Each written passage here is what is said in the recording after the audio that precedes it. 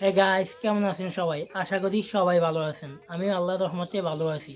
ফেসবুকে আপনারা অনেকেই ডার্ক পোস্ট দেখে থাকবেন। এই সকল পোস্ট দেখে আপনাদের অনেকের মনে প্রশ্ন আসতে পারে, এই সকল ছবিগুলো কিভাবে এডিট করা হয়।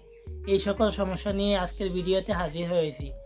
আজকের ভিডিওটিতে আমি আপনাদের দেখাবো কিভাবে ডার্ক শ্যাডোজ পুরো এডিট করবেন, তাও আবার আপনার নিজের ছবি দিয়েই, এবং এটি অ্যান্ড্রয়েড ফোনেই ব্যবহার করতে পারবেন।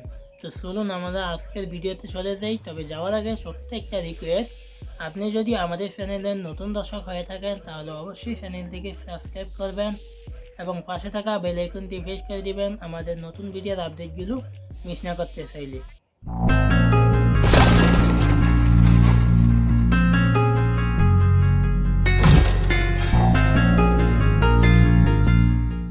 বন্ধুরা, ডার্ক শ্যাডো ফটো এডিট করার জন্য আমাদের প্রথমে পিক্সার্ট অ্যাপ্লিকেশনের মধ্যে চলে যেতে হবে। এই জন্য প্রথমে শেয়ার বাটনে ক্লিক করি এবং পিক্সার্ট অ্যাপ্লিকেশন থেকে সিলেক্ট করে দিই। ব্যাকগ্রাউন্ডটি পিক্সার্ট অ্যাপ্লিকেশনের মধ্যে ইম্পোর্ট হওয়ার পর প্রথমে আমরা একটি পিএনজি অ্যাড করে নিই। এই জন্য প্রথমে অ্যাড ফটোতে ক্লিক করি এবং আমাদের পিএনজিটি সিলেক্ট করে দিই। তারপরে অ্যাড ওয়ানে ক্লিক করি, পিএনজিটাকে একটু বড় করে দেই এবং নিচে মেজের মতো বসায় নিই। এরপর ইফেক্টসে ক্লিক করি এবং ইফেক্টস থেকে কালারে চলে যাই। কালার থেকে এখান থেকে ব্ল্যাক অ্যান্ড হোয়াইটটাকে সিলেক্ট করি, তারপরে এটার উপরে আবার ক্লিক করি এবং অ্যামাউন্টটাকে 0 করে দিই। রাইট বাটনে ক্লিক করি, হয়ে গেছে। এবার আমাদের ছবিটিকে পিক্সার্ট অ্যাপ্লিকেশনের মধ্যে অ্যাড করতে হবে। এই জন্য আমরা প্রথমে অ্যাড ফটোতে ক্লিক করি এবং আমাদের ছবিটিকে সিলেক্ট করে দিই।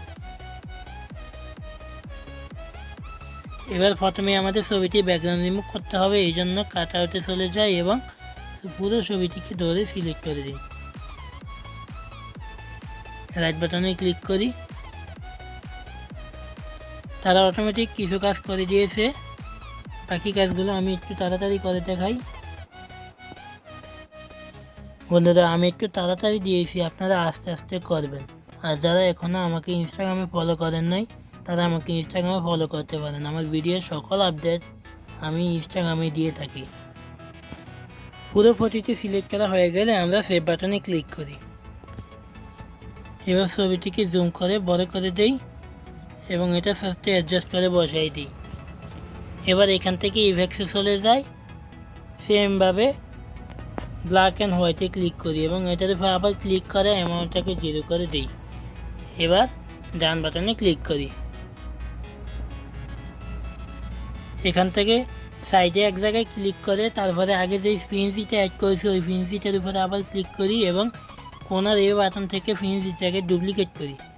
করার পরে এটাকে আবার এখানে বসাই একটু ছোটো করে দিই, যে এই বাটনে এখানে ধরে একটু ছোটো করে দিই, এমন করে বসাই দিই। এবার আমাদের এখানে আরও কিছু পিএনজি অ্যাড করতে হবে, এই জন্য অ্যাড ফটোতে ক্লিক করি এবং পিএনজিগুলো একে একে অ্যাড করি।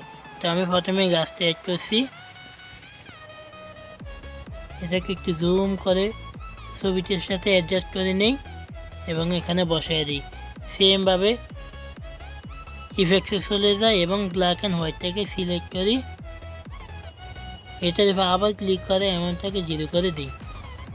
রাইট বাটনে ক্লিক করি। আমরা এখানে কিছু ফাঁকি অ্যাড করবো, এই জন্য আবার অ্যাড ফটোতে ক্লিক করি এবং ফাঁকির পিএনজিগুলোকে সিলেক্ট করে অ্যাড ওয়ানে ক্লিক করি। এটাকে একটু বড় করে দেই।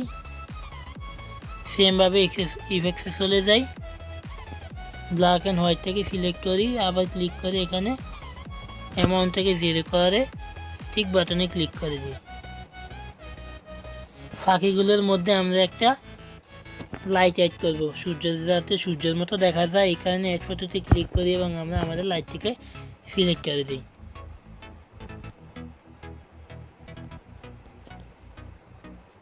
এবার সিলেক্ট করা হয়ে গেলে ব্লেন্ড থেকে স্ক্রিন করে দিই এবং এটাকে ছবির সাথে অ্যাডজাস্টমেন্ট মতো বসায় নিই। চলে যাই অপাসিটিতে এবং অপাসিটিটা একটু কমিয়ে দিই, অ্যামাউন্ট 70। দেখেন আমাদের ছবিটি এডিট হয়ে গেছে। এবার চাইলে ছবিটিকে একটু জুম করে ছোটো করে মুভ ডাউন করে দিলেই হয়। ছবি এডিট হয়ে গেছে। এবার রাইট বাটনে ক্লিক করে দেই, টুলসে ক্লিক করি এবং এখান থেকে একটু অ্যাডজাস্টমেন্ট করবো, এই কারণে অ্যাডজাস্টে ক্লিক করি। ব্রাইটনেস থেকে একটু কমিয়ে দিই, গ্যালারিটাকে একটু বাড়িয়ে দিই, সিচুয়েশন থেকে একটু বাড়িয়ে দিই। ওকে, আমাদের ছবি এডিট হয়ে গেছে। এই কারণে রাইট বাটনে ক্লিক করি। এবার ড্র থেকে আমরা ছবিটি সেভ করবো, এই জন্য ড্রতে ক্লিক করি, দেন ড্র থ্রি ডট অপশানে ক্লিক করি এবং এখান থেকে সেভ ইমেজে ক্লিক করে আমাদের ছবিটি সেভ করে দিই।